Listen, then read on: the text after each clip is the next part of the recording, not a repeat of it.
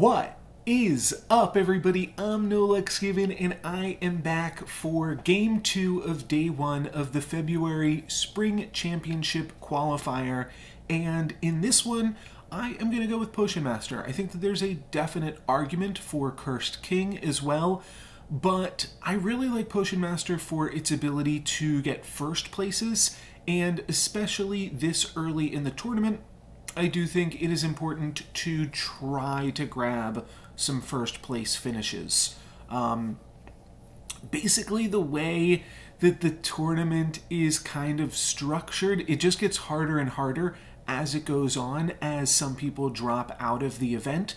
So I think getting wins in the first 2 rounds is really important. Now, in the last game, I was a little bit shaky. I didn't talk too much about a lot of the mistakes that I made in the last video, but you could tell there were a lot of questionable decisions, and I think that's part of the hard part of it. The first few games, you still have your nerves going on, and for me, I was just waking up too. That's part of both of those things why I played that practice game that actually wound up going really, really well, but wound up falling a little bit short in Game 1. But now we're here for Game 2. We've got a fresh start, and we're Potion Master. And I do think Potion Master is a lot of fun and very powerful, so we'll see what we are able to make happen here. And basically, I grabbed the baby dragon because I thought it gave us the best chance of winning the For Glory. I figured maybe we'd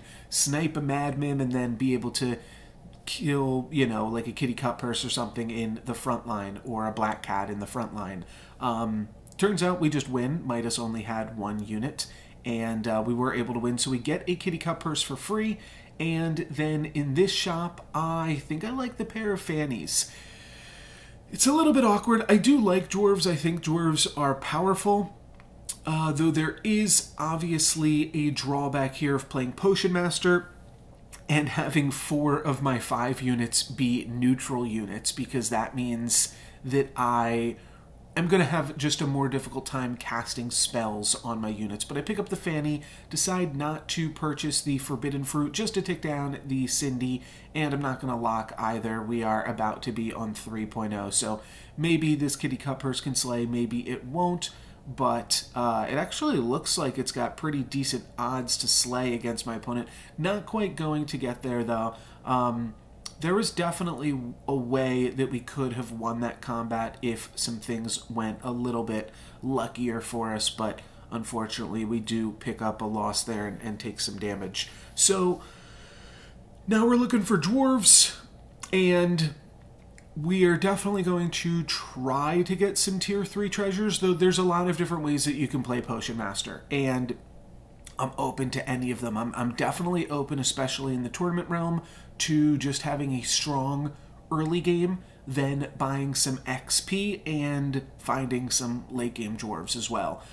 Double Genie's Wish does look pretty tempting, as well as the Crafty, because the Crafty will be able to we'll be able to get a treasure pretty quickly and flip that Crafty over, getting a treasure from the Cindy. So I buy and sell the Polywoggle and then purchase a Genie's Wish, locking the Wizard's Familiar, because I'm probably going to buy Wizard's Familiar and Genie's Wish next turn, and then I will frontline the other Fanny. Buying and selling the Polywoggle just to clear it from the shop. I don't think that I want it. It seems a little bit risky when we already have like a kitty cut purse going on, though we are going to slay with the kitty cut purse and get a another free gold there, but not really free. We take a bunch of damage this turn. No such thing as a free gold. Yeah, get an extra gold. We're up a gold, but definitely take a bunch of damage this turn is not super welcome. Though here, using Cindy to grab a locked chest, this is still pretty early to be able to pick up a locked chest, I think is quite good. And if we can find the crystal ball with Potion Master, then there is just a lot that we can do with that. Probably don't want the Queen of Hearts at this point because our kitty cut purse turned into a good unit.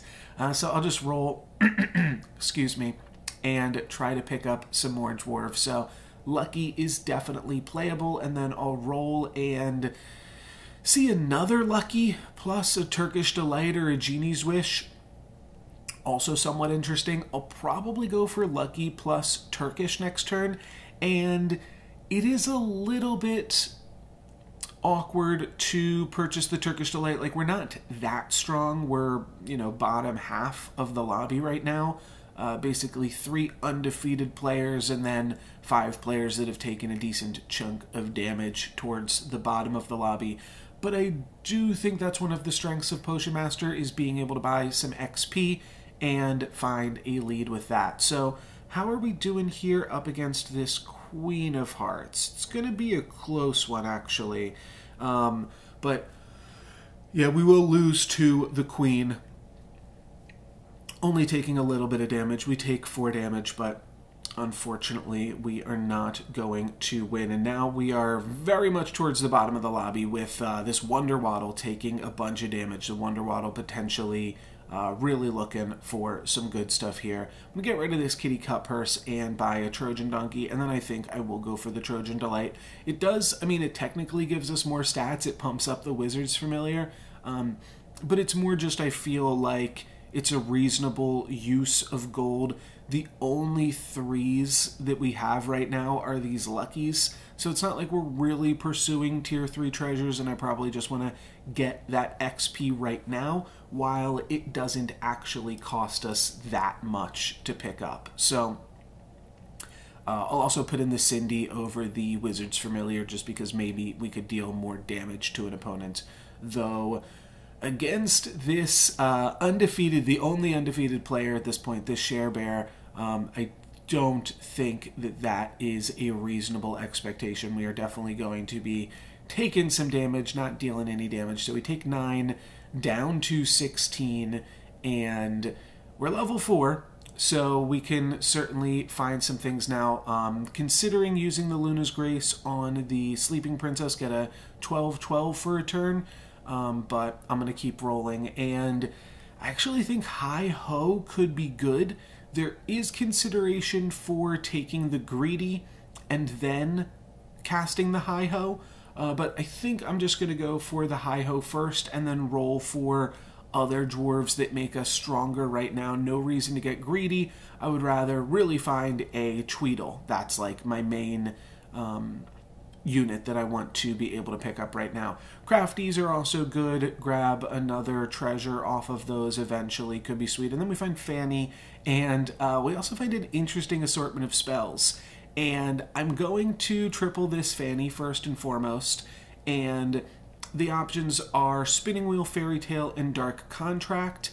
And I don't think that Fairy Tale actually really does much to impact our current board, so I'll just go for the +1 gold. That does give us like more flexibility to be able to potentially cast like another Hi Ho or Turkish Delight, and I'm hoping that we can kind of stabilize against while we play against some of these other players towards the bottom of the lobby, the Headless Horseman here, and are able to find some good stuff. So it doesn't look like this opponent is super powerful, though the Soltak, oh, that doubly, okay. No, they are pretty big, never mind. I was going to say the Soltak is trading for them really, really well, which is unfortunate, but so is everything else. So we take 15 damage here and go down to 1 against a player that I did not think was going to be a huge deal. I'll take the Haunted Helm just because it's potentially some passable stats with the doubly that could allow us to do something nice, but then I think I kind of just have to cast Hi Ho just to get a little bit more stats on everything, and that also gives us a crafty. I'm not interested in any of these treasures, but taking a treasure gives crafty +4/+4, so that is the main consideration there. And now I'm rolling. I mean, could just cast another Hi Ho if we're able to even survive. This Wonder Waddle was weak for a little bit, but then they won their last 2 combats, so it seems like they have also gotten to be more powerful. So I will also be picking up this Lightning Dragon. Hopefully that can do something against a Wonder Waddle, and I'm really leaning hard on this doubly and this crafty in the front line. Hopefully those units can carry us. We need help though, for sure. We are going to be level 5 next turn, so we'll beat the rest of the lobby to level 5. Maybe there's some interesting stuff that we can find there to kind of turn things around. Use the helm on Angry, maybe, and just try to get back in this game in some capacity. But we are going to see first how we can do up against this Wonderwaddle. Lightning Dragon takes out a Sporko. It'd be a big deal if we could possibly take out this Stag. We are able to take out the Sleeping Princess. That's pretty good. The Stag is going to be able to get an attack, and actually Eye of Ares, well, it doesn't even matter, the Peep. Yeah, we just lose. We just lose to their last unit. It doesn't even matter that it was a Peep. So unfortunately, that is going to be in 8th place. So I'm going to be doing something a little bit different with this video because this would otherwise be a pretty short one, not really getting to show much off. Actually, the first game that I wound up playing after this tournament on the ladder was a Potion Master game. And it went pretty well, a lot better than the tournament game, so I figured I would throw this one in here as a bonus content to show you what the Potion Master can do. And I really like this, being able to pick up double Humpty Dumpty and a 4 Glory. Pretty similar start to the last game, except 2 Humpty Dumpties rather than 2 other random units, but still going to be casting a 4 Glory on turn 2. So pretty similar result as far as like the opening spells here at the start of the game. But we're going to be winning this combat, and then off this 4 Glory, do we get a kitty cut purse again? What do we get? We get a tiny. Okay. So definitely want to pick up a golden chicken and roll and potentially try to find another Humpty Dumpty. That would have been really, really sweet. But I think I will probably just go for the Cinderella. And the question actually becomes, is it worthwhile to lock the Genie's Wish, potentially? Oh, yeah, okay. I forgot about this part of the game. There's also Minotaur plus Black Cat if I just want to be really strong. So what I do is I cycle the chicken. I knew I locked, but now I remember why. So I cycle the chickens to clear the shop of everything except for Cindy and these spells. And now next turn I will go Cindy plus Genie's Wish, and then potentially a 2-drop, maybe a 3-drop, and we just sell off the tiny. That would be another easy way to get it done. And looks like we are going to be losing an egg for this fight, but we don't take any damage, and that's a pretty reasonable trade. We trade an egg with our opponent, and we are able to remain at 40 health. So I think that that is a pretty reasonable, and Black Cat rolling into the shop is also quite good. So I will take Cindy, and then I'll take Black Cat, and then I will go for the Genie's Wish. Oh, I go for the Genie's Wish first. Okay.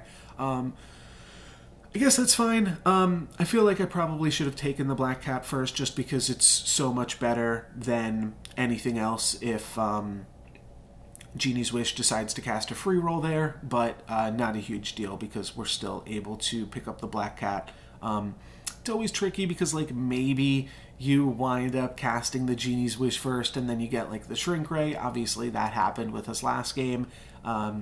It always feels like Genie's Wish is going to give you something to just troll you just a little bit to make it seem like you did the wrong play, despite, you know, both things kind of having equal merit. But it kind of depends on how much you need the shop versus how much you would appreciate the shrink spell. But we are going to be getting another win here, and you can see that this game is just going so much better than the first one, but that's part of playing on ladder versus playing in tournaments, and to some respects, maybe playing on ladder is bad practice for tournaments because you just get used to having things go a little bit more your way.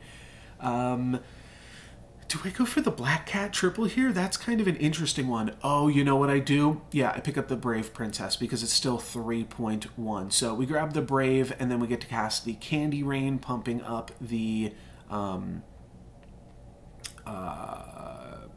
Spellweaver and the Brave Princess, and now this is quite a nice board. We could have taken the Black Cat just to skip, and that would have also allowed the Candy Rain to trigger onto the Black Cat.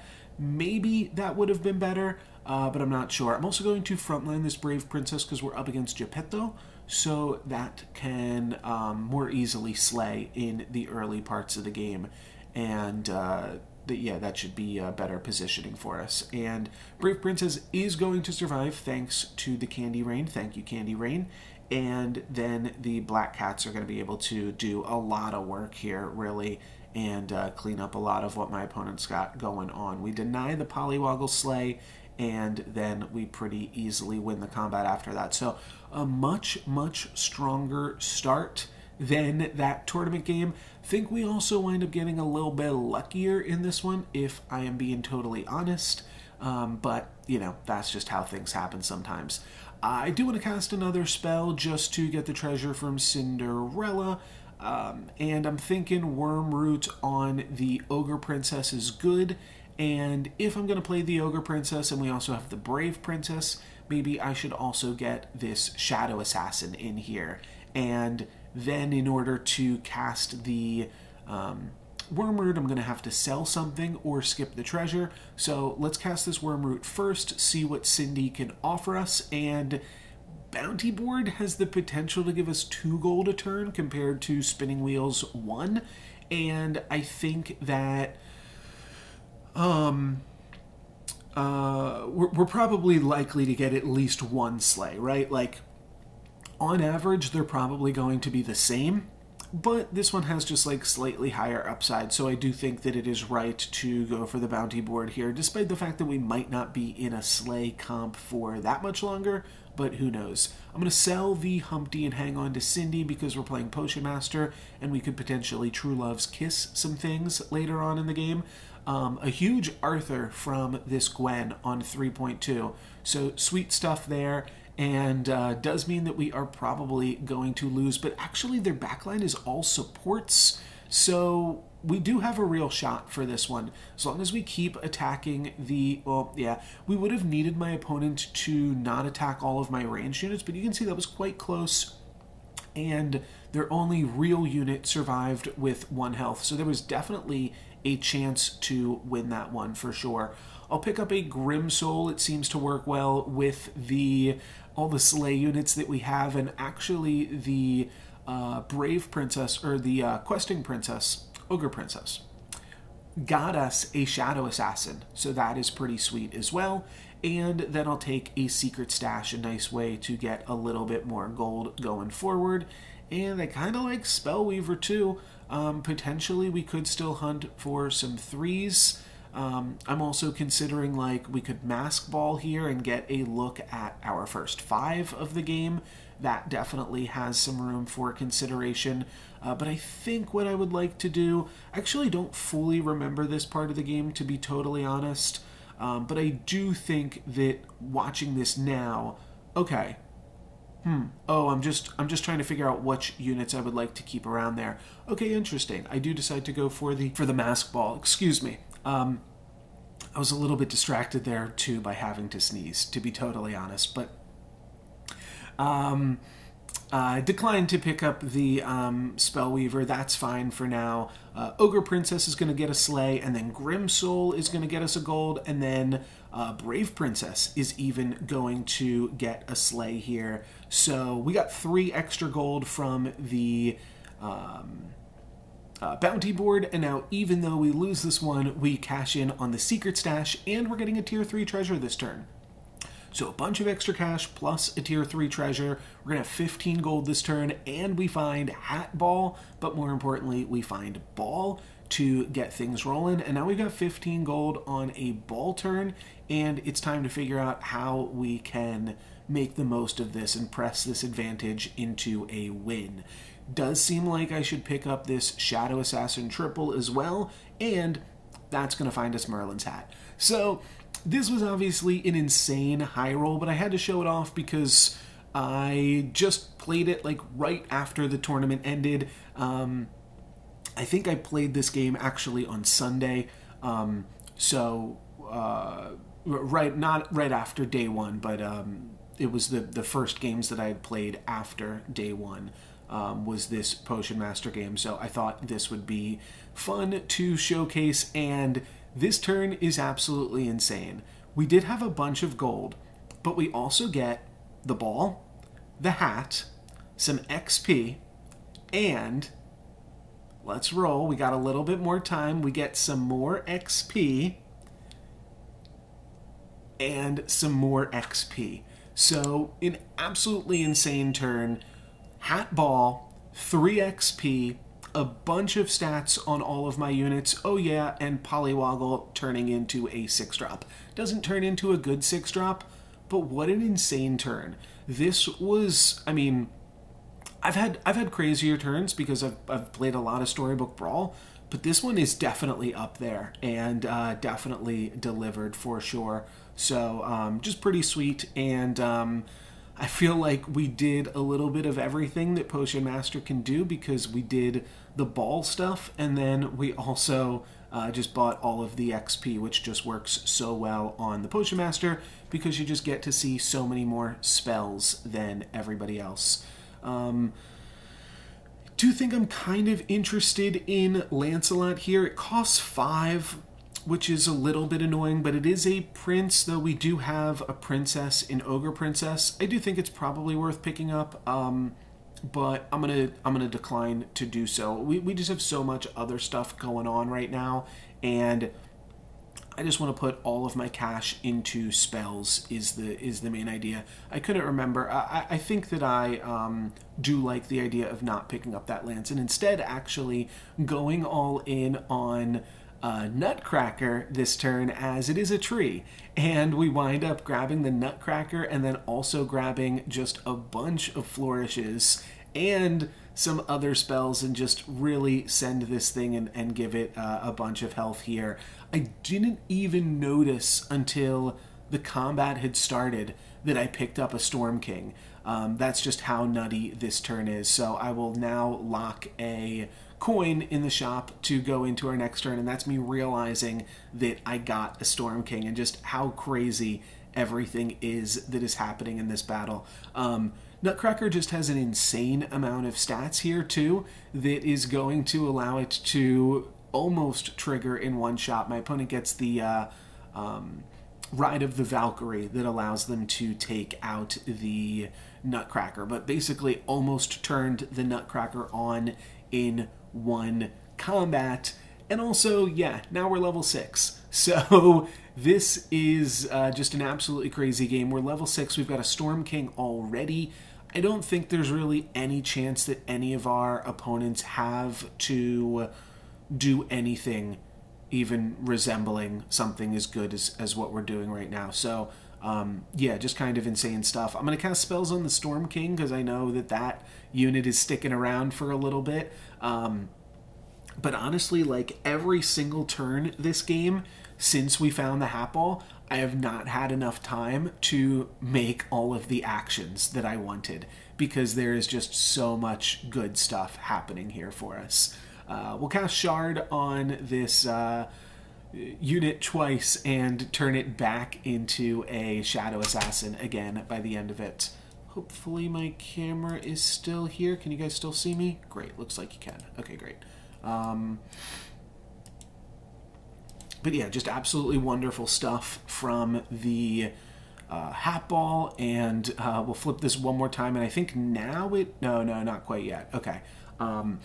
I'm going to Evil Twin this Spellweaver twice, and then we get a bunch of stats onto that, and then I shard the Evil Queen one more time, and that turns into a Spellweaver. So that is super exciting. Now we've got 2 Spellweavers, a Storm King, and a Wizard's Familiar, so we've got 4 decent units, and then this Nutcracker is going to be just a reasonable tree for us to hang on to for a little bit, and yeah, feeling pretty powerful. Definitely going to be able to take out Geppetto here. We're also going to be getting a tier 4 treasure next turn. Obviously, the best tier 4 treasure that we can get is Forking Rod.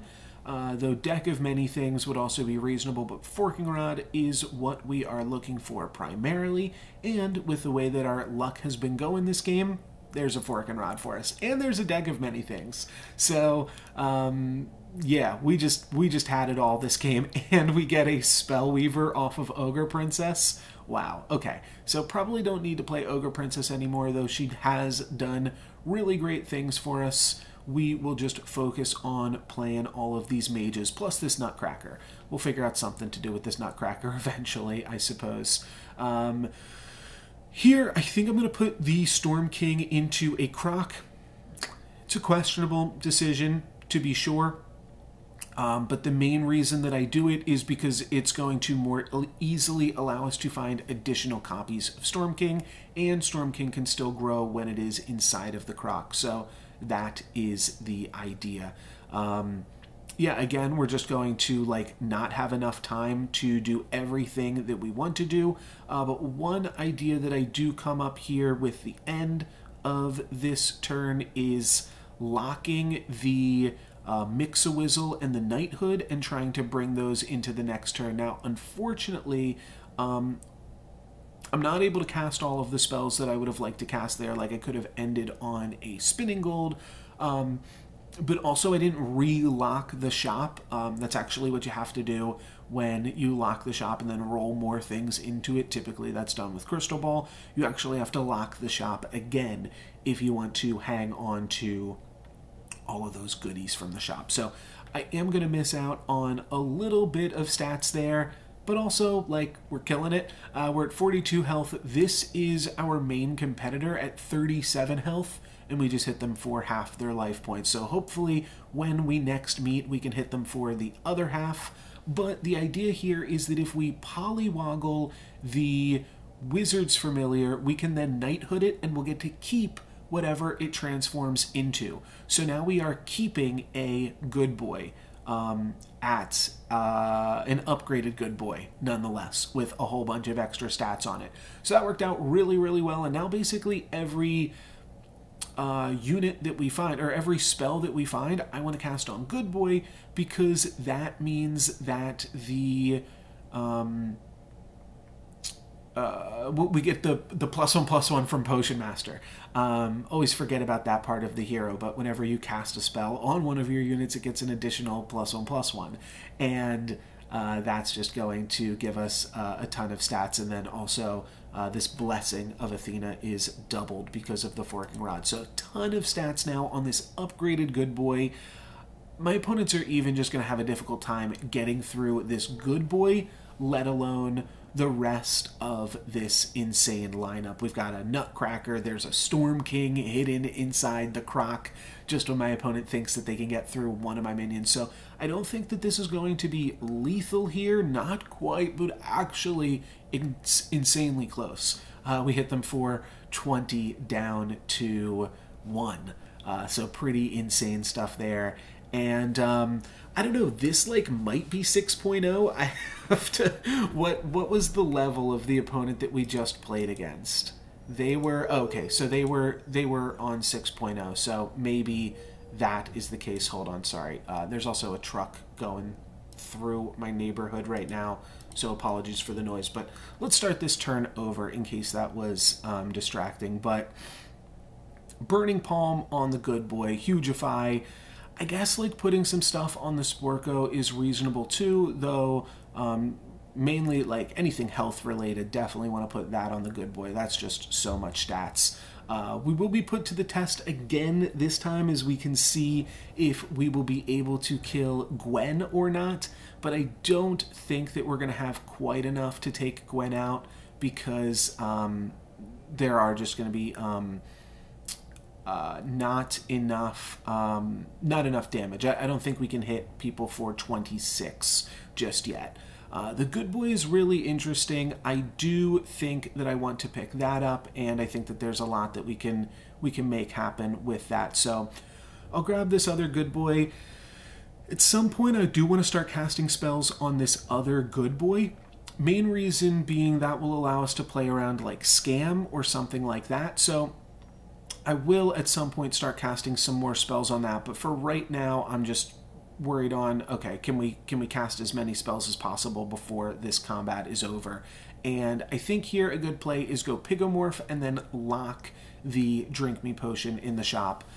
Next turn, we'll work on this good boy and see if we can get that in there. But, I mean, like, I guess we'd be cutting the wolf in sheep's clothing. Maybe even we just cut this croc.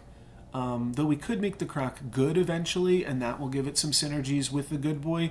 But yeah, definitely a little bit awkward. Also, this good boy is just so large that it is not even dying against most of these opponents. But we've got everything else surviving too, so this is going to be a considerable amount of damage, but it's not quite going to be 26. It's going to be 20 even. And we'll see if we can find some more stats. I think this is the turn where I cut something and put in this other good boy, but I'm not super sure on that. Oh, True Love's Kiss is also pretty good. Can throw that on the wolf in sheep's clothing. Oh, that's right. We find a Doom Breath, and I go for that. And now I kind of have something that's good even if the good boy doesn't die. And because we haven't found a way to make this croc good, at some point I probably should just cut this croc for good boy. Oh, do I lock the knighthood? Knighthood for good boy? It's tempting, but honestly, that's so much coin. I'm not sure if that's worth it. Obviously, it would be a ton of stats to the board, though the bigger good boy is always going to die second after this other good boy, so I don't think that I actually want it. I think that I should just roll and use, 10 gold towards other spells. Sure, it's really powerful and really sweet, but 10 gold can just be spent doing so much else when you've got Potion Master and Hatball Fork that I think I'd rather just spend the gold not on Knighthood. But Doom Breath is going to get in. Pigomorph also transforms one of their Romeos, and then Doom Breath takes out the other Romeo. So we were definitely going to win this one, but we also scammed the heck out of my opponent, and we hit them for 20 as well. And you guys can see where this game was going. This one was never close, really.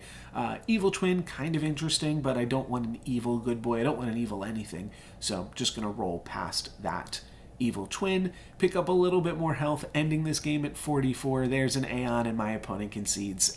Yeah, writing was on the wall. We were just so far ahead this game. This is definitely like the pinnacle of what Potion Master can do, but it legitimately was the game that I played right after I was done the tournament and just had this 8th place Potion Master finish, so I figured it would be fun to throw in this video and kind of give an interesting perspective, point, counterpoint, show off a cool Potion Master game in addition to the not so stellar performance that I had in the tournament. But that's going to be it for me today, guys. Thank you very much for watching. I'm NoLucksGiven. Peace.